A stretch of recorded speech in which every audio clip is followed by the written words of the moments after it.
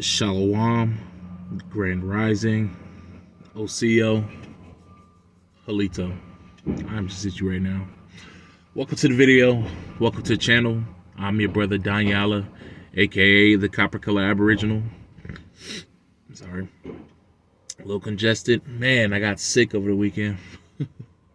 Before I get started, I want to give all honor, praises, and glory to the power of Israel, the power of Abraham, Isaac, and Jacob. Our power. Also, I want to give recognition to the Holy Spirit and recognition to Yahushai. Many salutes, much love, much ahab to you, brothers and sisters who are keeping the will of our Heavenly Father to the best of your abilities. So with that being said, welcome to the video. So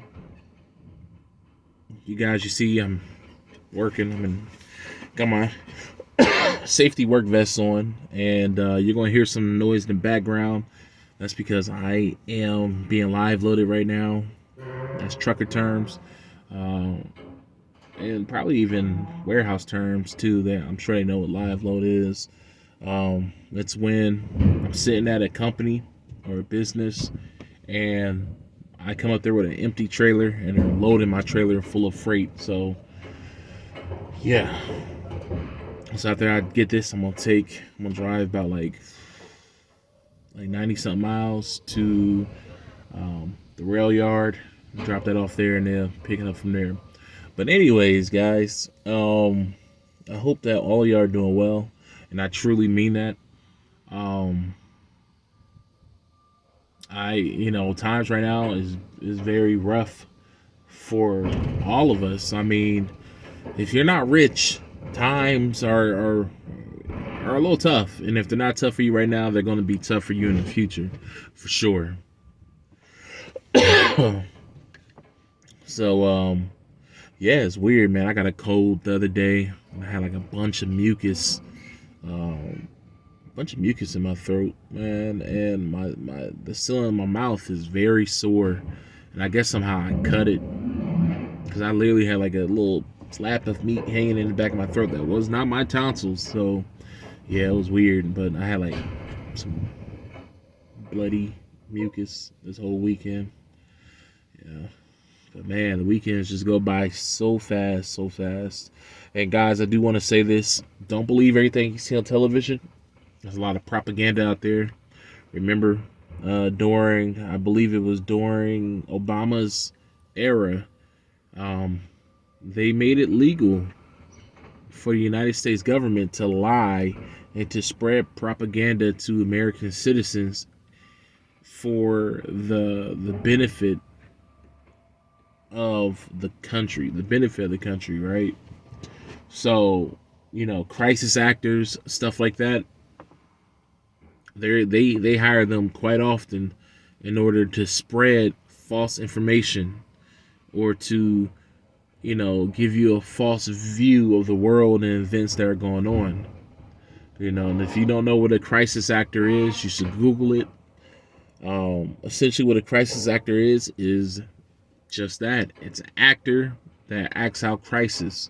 And usually the CIA will go to these different countries that they want to penetrate, and they will hire people to pretend like a certain situation is happening. So they will hire, for example, the video that you'll find online with crisis actors is this one where they're in Egypt, and I guess they're supposed to be showing that Egypt is having some type of civil unrest. So they have a bunch of people out there who are literally posing. They're doing all this stuff and they're posing. And, they have cameramen out there, photographers out there taking pictures of this false narrative that there's chaos erupting over there in that country. And, they sell it to us as that there's that there's real situations going on that really aren't happening. And the United States, they talk about it in many books, man. A lot of these ex-CIA and FBI agents talking about these conspiracies that happen all over the world, and how the United States use propaganda to sway the opinion or the perception of the American population. And they've been doing that for a long time. I mean, they've been doing it since probably since like the 30s, honestly. Um, like with World War II, for example, all those supposed people who were killed by Hitler and his concentration camps, his death camps, as they call it. Those people were dying from the plague, man. These people were dying from a damn plague over there. They were dying of starvation and all this other stuff. And they took pictures of those people and made it seem as if Hitler was killing these people. It's the same thing when they went into a lot of these other countries, man. I mean, the same thing with the war in the Middle East when they went into Iraq. You know, they were using propaganda saying that and when you look back on it, it really doesn't make any sense. But they were saying that Saddam Hussein, his regime, they were throwing babies out of incubators. And it's like, why would somebody do that to their own people? Why would you throw your own babies out of an incubator? I can see if it was like, I can't see any of that shit, honestly. But I could understand if you went into like your enemy's country and was throwing their babies out of the incubators, but to throw your own babies out of incubators, now when I look back on it, it makes absolutely no sense. But back then, we were so strong in our emotions that we're like, oh man, you know, this guy, he took part in taking down the Twin Towers, and now he's throwing babies out the incubator. No, we gotta kill him, man. We gotta get in there and destroy him. And all of us was behind him. All because we were all sold in that false propaganda. The same thing with Gaddafi, you know, Muammar Gaddafi, how they were lying on him and they were saying that he was doing all this stuff over there. And now all these countries that they went up into are in complete, you know, disarray. They you know, their economy is just terrible now, man. Gaddafi had his people living good. His people should have fought for him. They should have fought for him and died for him because he had them set up real nice over there. And they failed him. And they failed themselves in the end. But yeah, I mean, don't believe everything you see on TV.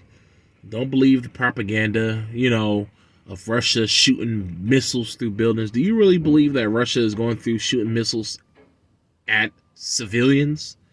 The very same civilians that he wants to be his citizens? That doesn't make any sense. I mean, it really doesn't.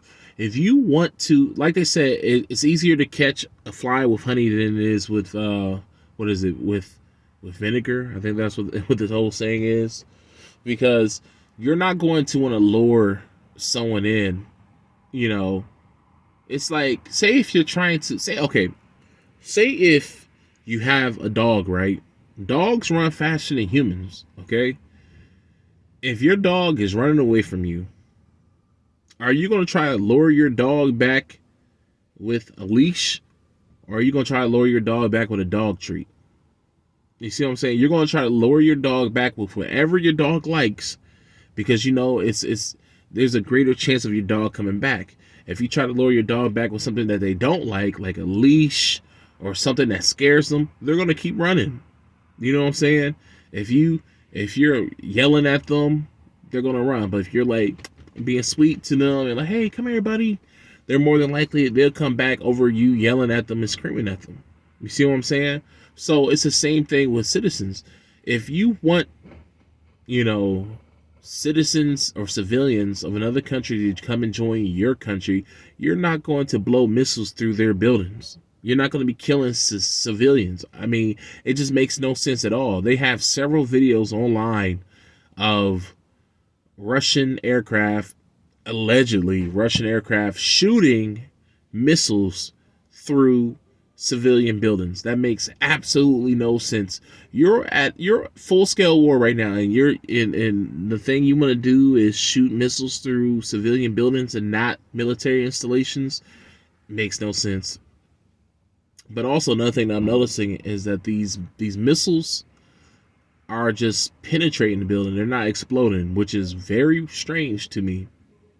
You know, because most missiles explode. So I don't believe it. I don't believe what I'm seeing on television because I know that the Western media use a bunch of propaganda, and it's not just the United States, it's other countries too. All these countries are in cahoots with each other. It's all Psalms 83, you know. And the thing is that this is all a big play, and the world's a stage, guys. I mean, it's so true. It's not just it's not just the West that's taking part in this. It's also the East too. China, Russia, all of them are all in this together. And it's to hold back the chosen people of the power of Israel. That's all this is to do, is to distract us from him and to have us fighting in their wars and giving our energy over to them. We do not need to be doing that. What I'm not saying is not keep your eye. I'm not saying to ignore everything. Pay attention to everything that is going on, but don't be a sucker for it. Don't get suckered into it. What our people should be doing right now is paying attention to everything that's going on right now and preparing spiritually and preparing your households with the things that you're going to need, for bugging out purposes. If you watch my older videos from a year, 2 years ago, I always talk about bugging out and prepping. I'm always talking about prepping. You ain't got to bug out, but just prep, And it's funny because people who are telling you not to prep, I put money on it, they're prepping. Unless these people are just asleep to everything that's going on right now. But, for those who say, nah, you shouldn't prep. If you prep, that means you ain't got no faith in the God of Israel. Well, that's BS. Why? Because when we look at the parable that we read about in the book of Matthew, it talks about the five wise virgins, right? And then the 5 foolish virgins, right? The 5 wise virgins and the 5 foolish virgins were all waiting for the bridegroom to come. But what the 5 foolish virgins didn't consider, let me snooze this real quick. No, let me stop it. What the 5 foolish virgins didn't consider was the fact that the bridegroom, which, sorry, I got popping up. Okay. Anyways, which is the personification of Yahushua or Hamashiach. What they didn't know is that the bridegroom, the 5 foolish virgins, what they didn't know is that the bridegroom was going to be tarrying all night. He was going to be going over here. He was going to be hitting this spot up. He was going to be hitting that spot up, this spot, that spot again, and this spot again. And then he was going to make his way to the brides, right?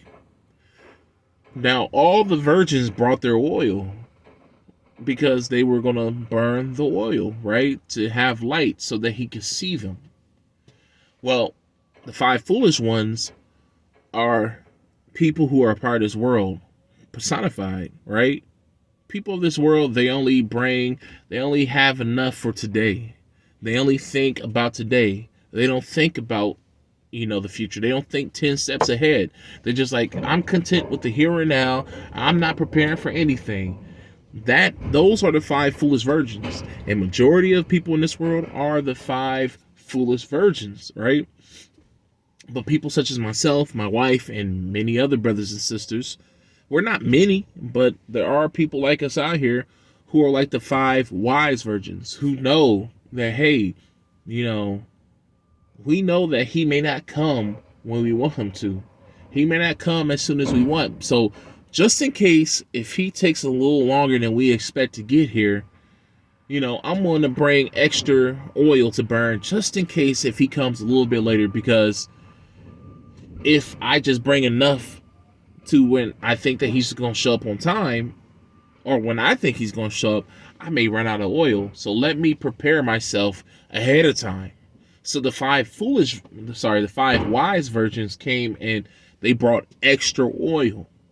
So when the time came, the 5 foolish virgins, they ran out of oil.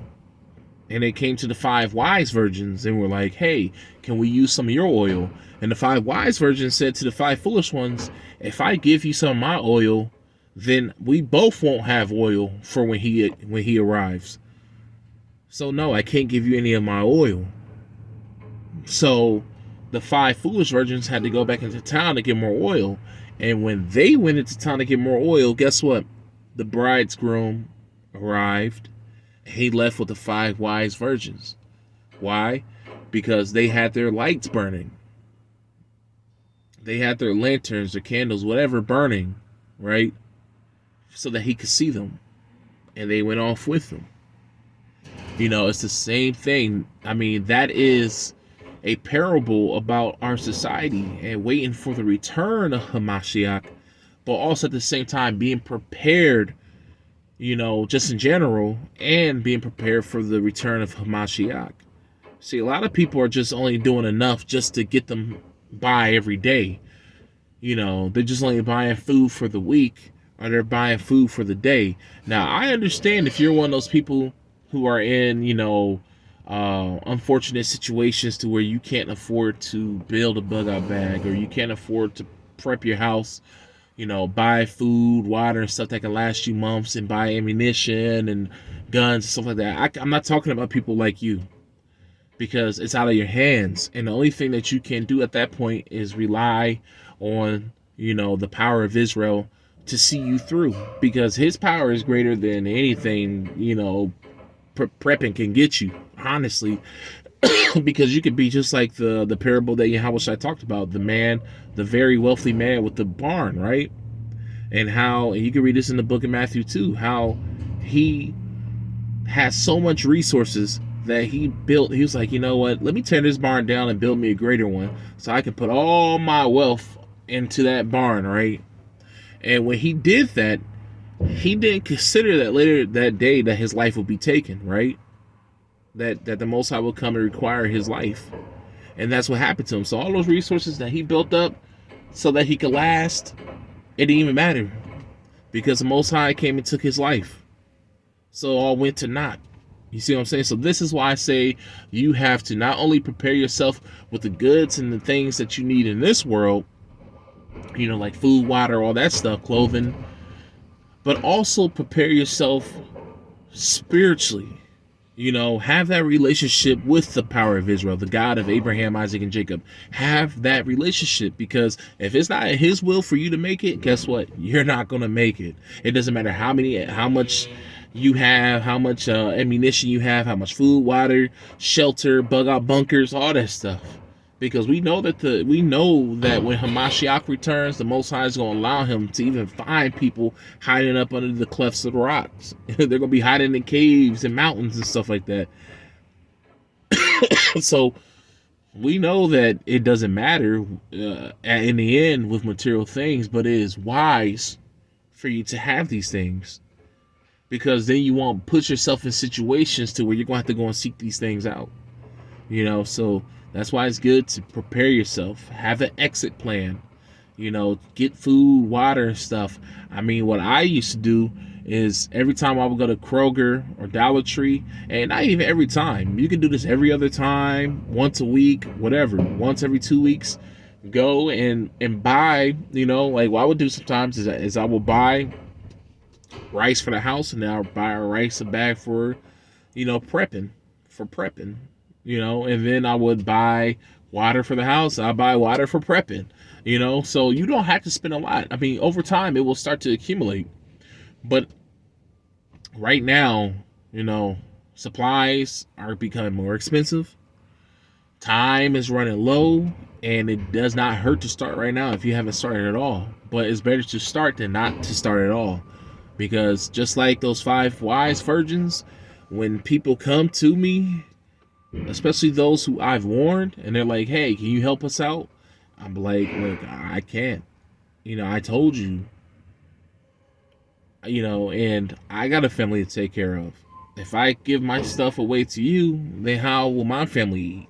Those who I prepared for. You see what I'm saying? So, like I said, man, it's sad, because I was on Facebook the other day, and I'm really starting to get sick of Facebook. I may get rid of Facebook altogether soon. But I was on Facebook the other day, and I was just seeing what people were doing with their tax money, tricking it off. And I'm like, really? We're living in such times. We're living in times where anything could happen. We're at the brink of war. and you guys take your tax money, you take the few $1,000s or several $1,000s that you have, spending it on strippers, spending it on clothes, spending it on all this other stuff that you don't need, that you don't need. And these people, I mean, you literally have several $1,000s to get your house in order. And you want to go and trick it off on shit you don't need. Excuse my language, but you're using it on crap that you don't need. I mean, that's beyond me.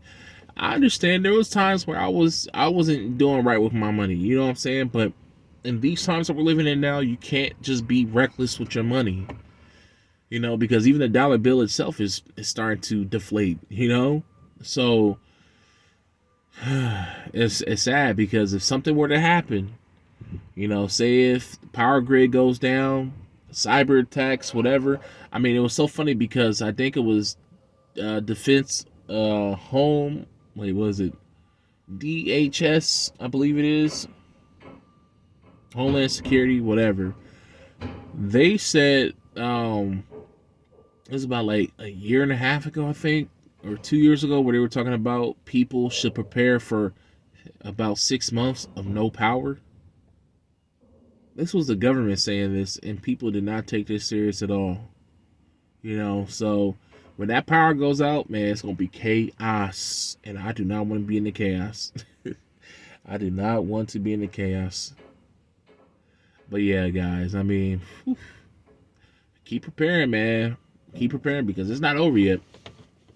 I feel, you know, the power of Israel is putting in me that things are going to get worse, and they're going to get worse very soon. You know, I'm not going to be one of those people who will be like, yeah, man, I hope things get better. I don't, because I hate this society. I do. I'm actually going to make a video about this damn society, honestly, about how I feel about it and what they call work ethic and all this crap. Nah, I ain't want to hear it.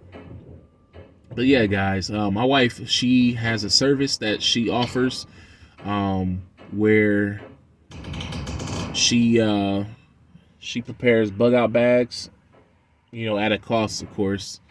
But don't let the price scare you because most of the money goes into the bug out bag, and we only take like a little bit off the top, you know, for our time putting it together. But we offer a service for people who don't know where to start, you know what I'm saying, when it comes to making bug out bags and what they would need in the bug out bags. And we do customize each bag to a person depending on their needs, you know, and what they need. So yeah. Anyways, guys, yeah, you can reach us on Facebook at Wilderness Bows on Facebook and just ask for a bug out bag, and my wife will talk to you, and you know, you can get down to what you need specifically. So anyways, guys, yeah, y'all take care.